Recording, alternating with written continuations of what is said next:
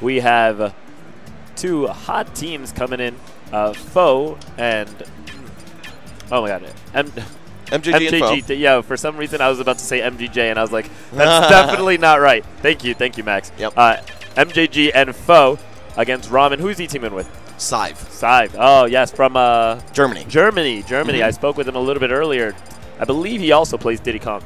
Yeah. But one of the originators, not one of the bandwagon Diddy Kongs. Definitely. We have a lot of diversity in this match. We've got Kansas for MJG, Las Vegas from FOW, or rather FOW from Las Vegas, Mr. R from the Netherlands, and Sive from Germany. So nobody from even remotely close to each other in the set. And we've got Team Europe versus Team USA. This is definitely going to be an amazing set. FOW and MJG, we saw them take it really, really far into top 8 at Apex 2014 in Brawl Doubles. Yes. Very impressive. The Meta Knight coming out with the Toon Link. Interesting character dynamics going on there. And I'm really, really excited for this for a different reason, actually, because both Mr. R on Team Europe and FOW and Team USA, both of these players are heralded as top players internationally. You know, from all the other top player analysis, these are two players that everybody has very high expectations of. So to see them square off in a doubles format with their sidekick, so to speak, that's obviously not to downplay MJG and Sive, but a lot of attention on this match is going to be based on the amount of control that either Mr. R or FOW can put on the match. So that's definitely what I'm going to be keeping an eye on.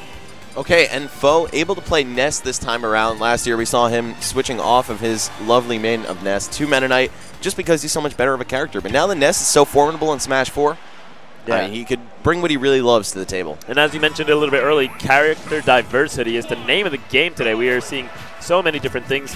Now we see Villager and Ness, along with the Diddy Kong and the Sheik traditionally. We've got a little button check action, though. It should only be a couple seconds. Everybody checking what they can do. Yep. Villager can wall jump. I always forget this until I see it again. I know, he doesn't look like he should be able to. He/she. But in the team dynamics, we have Diddy and Sheik, the two characters that everyone is talking about right now. Everyone is afraid of them.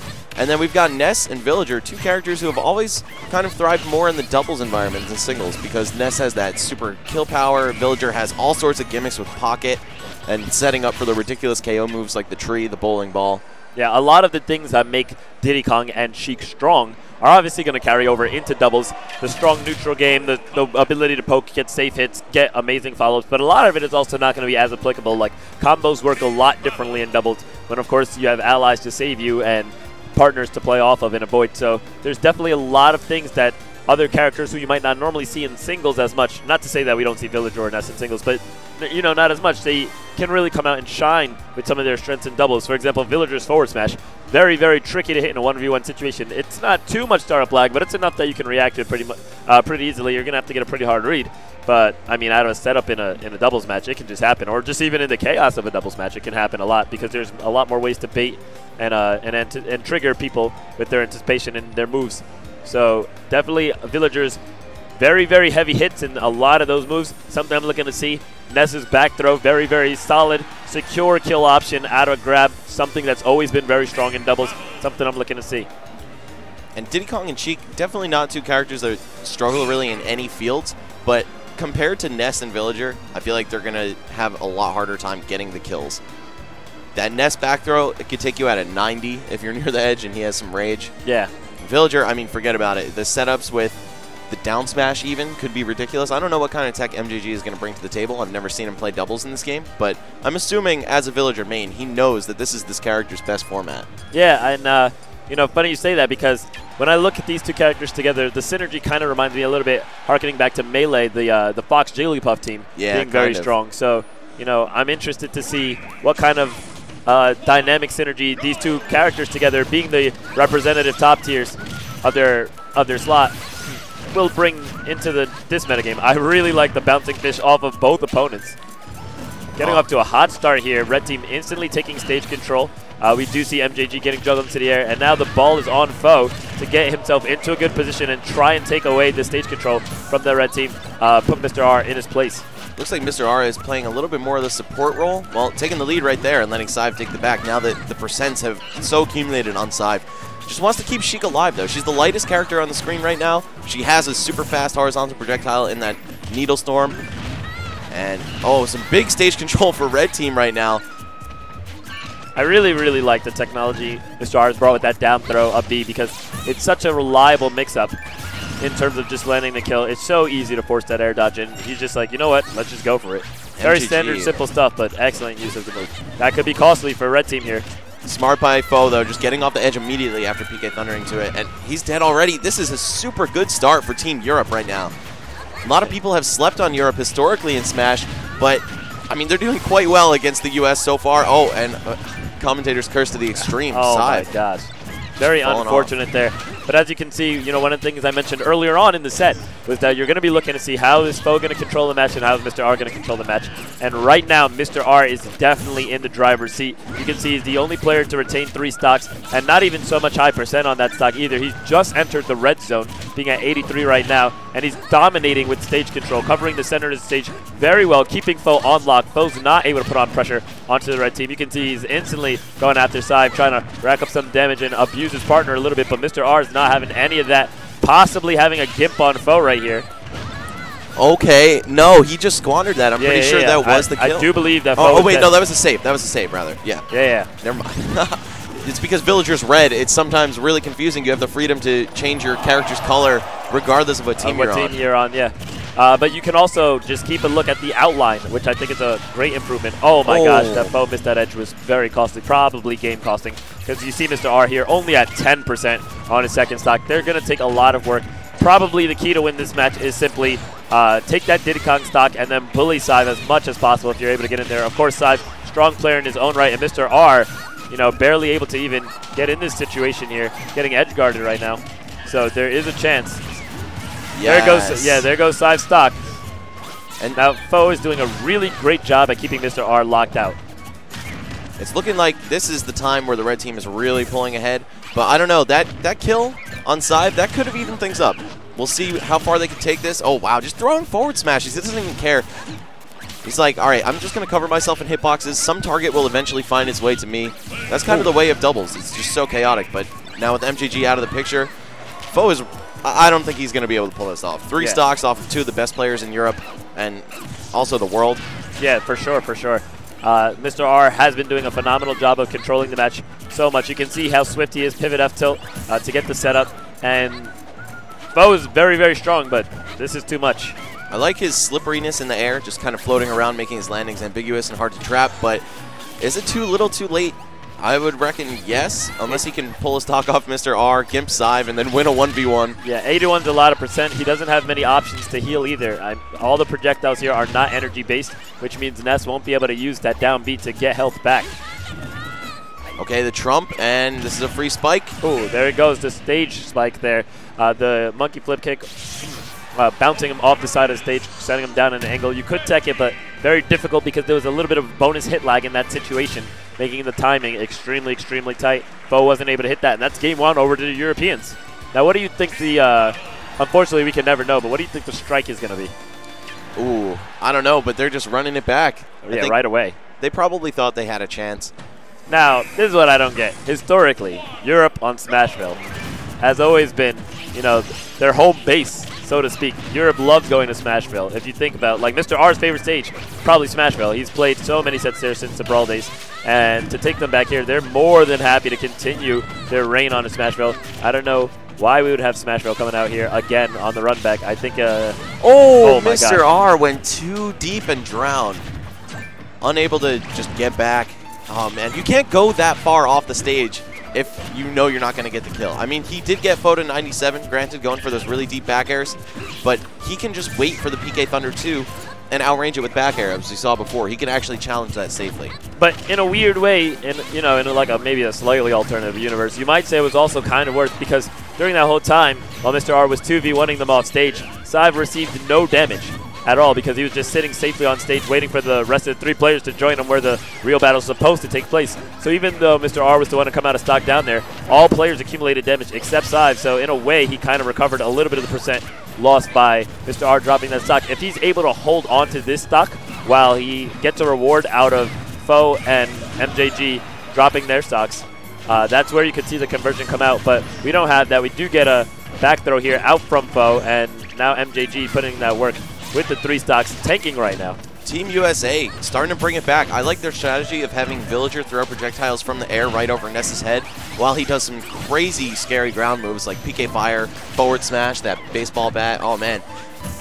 Just, they lock off all possible movement options for you. And another thing about the baseball bat is not only is it an extremely powerful hit, but it also doubles as a reflector, so it makes it difficult to counter with alternative projectile counter gameplay. So you can't really just throw bananas at a Ness using a forward smash. It'll just come right back at you. Same thing for Needle Swarm. Yeah, we've seen a lot of that back play from Mr. R especially, but they tend to alternate depending on the percent. Sometimes Sive will take the back, shoot that peanut gun. Meanwhile, Sheik is pressuring you. And then if they want to switch it up, they just have Mr. R charge the needles, take the back, let Sive serve as bait almost, and then bam, Needle Storm, and Diddy Kong can definitely confirm off of that if the other teammate is occupied or getting hit away. Oh my gosh, and just as I was speaking of earlier, there's huge opportunity for Villager here. We can see the healing coming up. Oh, PK Thunder over the pocket and then send the PK Thunder back at him for the heal. That's pretty next level. That's ×4 recovery, I believe. We've got to see if it actually does work that way, but both Pocket and Side Magnet double the amount I don't of think damage. Side Magnet does. Oh, maybe it's like 1.5 or something, though, because it's definitely not 1 times. Okay, I'll have to look into that for sure. But yes, it was a big boost of healing. It looked to be about 40 to 50%. So Ness feeling a little bit invigorated. You know, speaking of invigorated and being healthy in percents and stuff like that, I'd like to say having this support tank Villager strategy is insane. That was the first stock for MJG 3 minutes into the match. Oh, of course, whoa, what even happened there? Yeah, Mr. R is on his last breath. Meanwhile, MJG's got 2 completely fresh stocks. It's going to be really, really difficult for the Europeans to bring this one back. Mr. R's out of there. MJG does have, you know, very, very low health. I think the game will be ending momentarily. Now, even though all of these players are from pretty far away from each other at home, I think, wow, Jesus, 26. So much. Oh, my God. 25. And yeah, I think MJG and FOW have a distinct 26. synergy advantage because they practice together on Wi-Fi and they've teamed together at Apexes before. Sive and Mr. R, Netherlands and Germany, they don't really come across each other too much. Oh, and that's it. But wow, what a dominating comeback. Yeah, absolutely. After the first game, you know, Ramen was definitely in the driver's seat. Mr. R simply controlling his opponents, took control of the stage and did not let go for the entire game 1. Completely zoned out his opponents and really made sure that he clutched out that victory, landing clutch after clutch KO move and making sure to stay especially healthy in the process. He was simultaneously tanking and carrying. But in this match, we see that the Team USA switched it up a lot. We had MJG staying back with the support utility options, picking a lot of those projectiles to zone out his opponents and simply support FOW going in. FOW was able to get a really good carry while he had an excellent support tank behind him, staying very, very healthy. Definitely a great strategy that they want to look to continue going into Game 3 here. And if we see that healing dynamic at play again, and Villager just holding the stocks, it doesn't matter. Ness can die all he wants because percent is almost irrelevant on him. Right. Okay, so Final Destination, a lot of space to mess around with for pretty much every member of both teams, or both members of both teams. And it's a solid start from everyone so far, you know. Villager and Sheik just showing to be that support character that's trying to avoid conflict. MJG keeps running away, throwing the Lloyd rockets, and then waiting for the opponents to respond aerially. And of course, FOW using Ness's amazing aerials to lock down the air. So if Villager needs to, all MJG has to do is just sit on the ground and prep a huge punish. And that's part of what makes Villager so scary in doubles. You can just get trapped into landing into big moves like that. Yeah, and another thing that I wanted to point out is it's so scary because oftentimes, you know, when you have a support tank in doubles, it's really good, but you often see like an extremely fast, aggressive character play a little of a glass cannon style, and that is exactly what FOW's doing now with the Ness. But when your glass cannon can simply recover huge amounts of health, you know, and you already have a tank on your team, that's something that you really have to start worrying about because the carry, generally, you know, the way to beat the support carry strategy is to simply outplay the carry and just don't take too much damage. Oh! Whoa, big damage there. No. That's a stock down for Diddy Kong, and it's going to be bad news for the Europeans. Another advantage for the support carry strategy that these guys are trying to run is that Ness isn't even light. He's tiny, but he's a midweight character. Right. He has a slew of kill options that are really, really low percent. I mean, oh, wow, that friendly fire on the needles could have been big. Diddy Kong, very easy to combo. So, one hit confirmed from either Villager or Ness. You could just take him for a ride. All right, finally, MJG dropping that first stock, though. That's going to put a little bit of a dent in their strategy, but as long as he's got 2, that means he can be present for the pocket of the PK Thunder, and Ness staying alive is definitely going to be pretty easy at this point. Yes, and we've been talking a lot about FOW and MJG, but Mr. R is not to be ignored. He has stepped up, kind of repeating his Game 1 performance a lot. I mean, we're not behind in stocks here, if you notice. It is 4 stocks to 4. Mr. R has yet to drop his first stock. He is controlling the stage right now. He has excellent stage control. He's supporting his partner as best he can, and he's hanging in there. You know, we can easily see something happen to Ness right now. We were looking for it. Oh, that's big. All right, so 2 stocks coming out at the same time, and Ness getting healed up. That's a big deal. Yeah, once both opponents are KO'd, that's the biggest opportunity for the Ness heal strategies to go down. It's like, all right, either they're both off stage or they're both just died. We'll take that time. Instead of pressing our advantage sometimes if they're off the stage, just go for the heal. And we might see some of that. All right, Mr. R still doing a really good job at minimizing the damage he takes and maintaining the stage control. Of course, he does share his stock with Zive, so this last stock really, really counts for him. Definitely not out of it yet, though. MJG trying to find his way back on stage. He will be open here, but FOW doing an excellent job simply covering him, making sure that he can recover safely. And nice, we get a little bit of damage recovered on the Ness. He needed that one because 128 and 103 is a big difference. That 25% is the difference between living and dying. Even though Diddy and Sheik are the super feared top tiers, they really lack the survivability that they're going to need to pull off this comeback. And there we go. Already Mr. R out of the picture. Zive off stage. And oh, man. Imagine he went for the chase with that. Yeah, that could have been crazy. That would have been insane. Instead, what we see is trees coming out. Bad weather of all types. Thunderstorms. What do you do about this? There are so many hazards, so many projectiles. Just the floor is pretty much lava, but the sky is also lava. Yeah. And so you're actually in an erupting volcano right now with no rope or pickaxe. And I don't know. Zive in a really tough spot. He decides he's going to combat the camping with camping, pulls out the peanut pop gun, plucks out a banana, and he's going to work. He's definitely not giving up. But I don't even know, like, even if he was able to do a little something and something, he only has 3.5 minutes left. That's something right there. That was a little something right there. But 2 stocks to go, 3.5 minutes left, 108%. He'll have to be a champion. We have the banana in the pocket right now. These are 2 characters that you can't really gimp either. Villager with the nearly infinite recovery. Ness, now that you can't just steal his PK Thunder by running into it as easily. I don't know. Oh, that's it. No, it's not it. It's not it. You can simply hug the edge and then get the sweet spot outside of the range. So it's not like an, unavoidable edge guard. But even still, the edge traps are way too much. You got PK Thunder coming in from overhead, bowling balls coming in, and then even when you do get to the ledge, traps and traps. I got mouse traps in my pyramids. It's ridiculous. MJG could have just held the charge on the bowling ball longer until Zive was forced to snap to the edge with no invincibility, though, and that would have been a wrap. Yes, even if you rode the wall, it's like you're stuck there for about 30 frames once you do grab the edge. Oh, Zive switching to his own Sheik, though. Definitely a formidable character. We saw a lot of this play at Beast 5, where he took 2nd place behind Jay Miller. Was definitely able to take some games with Sheik. So, yeah. I mean, he's no slouch with the character. I believe that is... Actually, no, Diddy Kong was his original main, and then he picked up Sheik later. A lot of characters, or rather a lot of players have done the opposite, but they're also counter-picking team color. They're going blue with 2 very blue Sheiks. Now, I don't know about a double Sheik. I think that Sheik might not necessarily have all the tools you want for a game like this. I mean, Sheik has amazing tools. She's able to get inside, but she's very light. She gets juggled quite easily. Hey, a lot of fellas. weaknesses. My bad. Who won the previous game? Previously, it was, in case you're just tuning in, it was MJG and FOW won the game. Now. 2-1. 2-1 now. And wow, they look so similar too. This costume is hardly different from the other. But yeah, I agree. It's not even a lack of tools. It's more like a poorly distributed stat spread. Very, very glass cannon-y. I mean, she can play campy, but she doesn't have the weight class to back it up. She does have the safety in her kit, but you're going to need to approach. And does she have the tools to get through the barrage of projectiles coming out from Villager as well? Maybe yes, maybe no. With a Ness behind that, it's very difficult. But back throw is going to just be very, very huge on Sheik.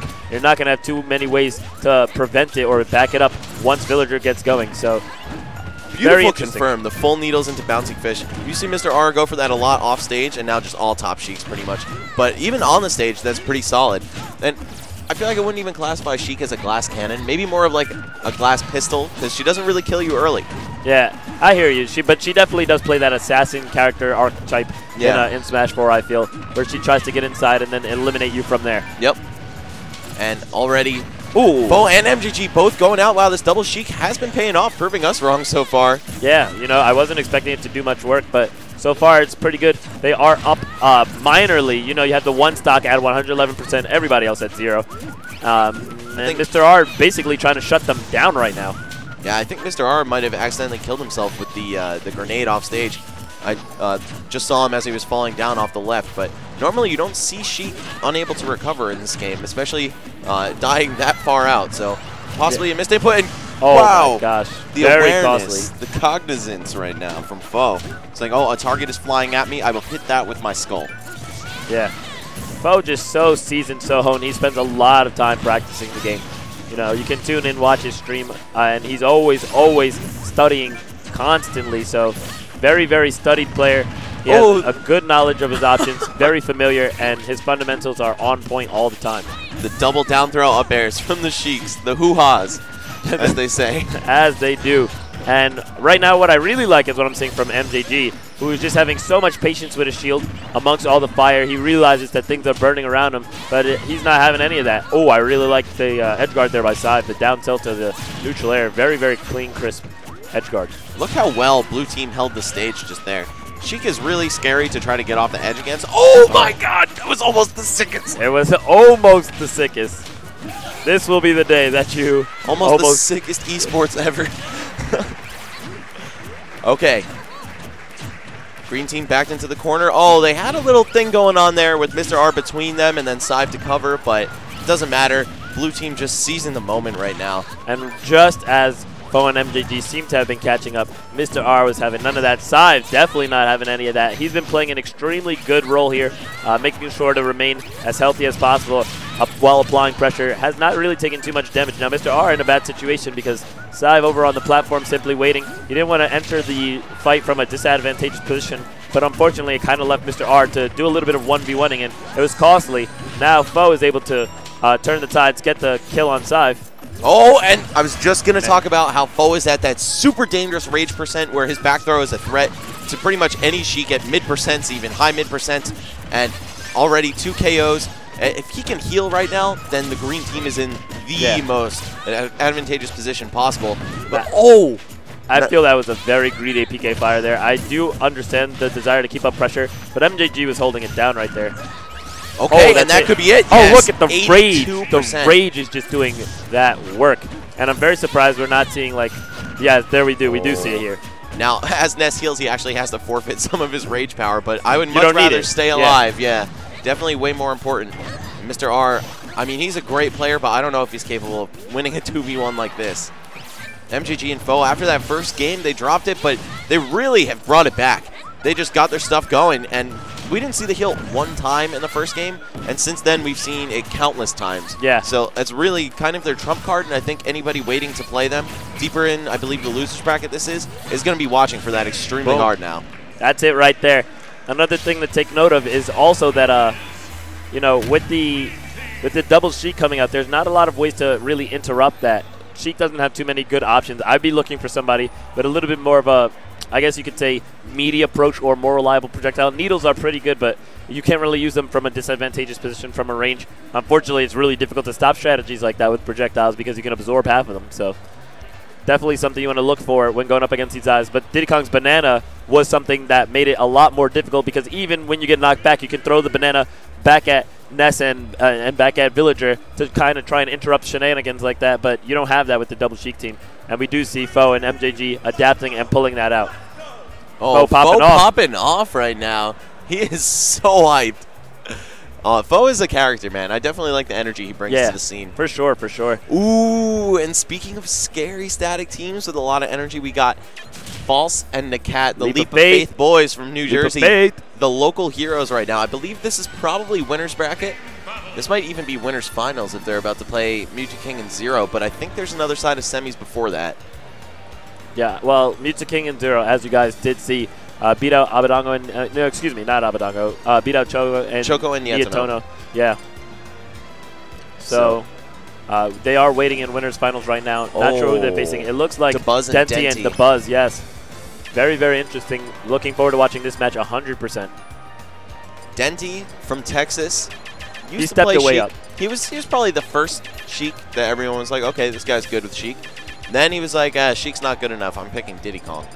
Which a lot of people a couple of weeks later were like, wait a minute, maybe Sheik is still actually better than Diddy Kong. Yeah. So I don't know if he has an identity crisis in this game still, but I think he's been sticking with Diddy Kong pretty reliably. He also has a couple other characters up his sleeve. He was an All-MR main in Brawl. Who knows if we might see some surprise character choices come out. But DeBuzz, also a former All-MR main, has since moved on to Rosalina, really the pioneer of that character.